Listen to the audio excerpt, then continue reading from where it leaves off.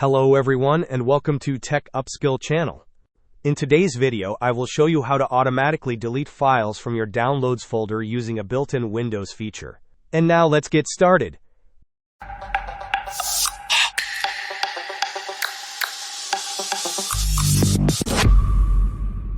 To begin, we will utilize a Windows feature called Storage Sense. You can find this by typing Storage Sense into the Windows search bar.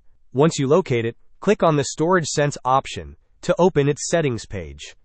Within the Storage Sense settings, you will see several options. Look for the section related to temporary files, and specifically, you will find an option that says Delete Files in my Downloads folder. By default, this is often set to Never.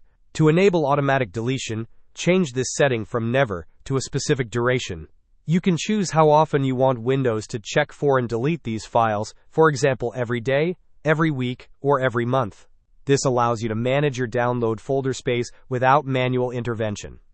Hope this was helpful. Don't forget to like and subscribe if you enjoyed. As always, thanks for watching and I will see you in the next video.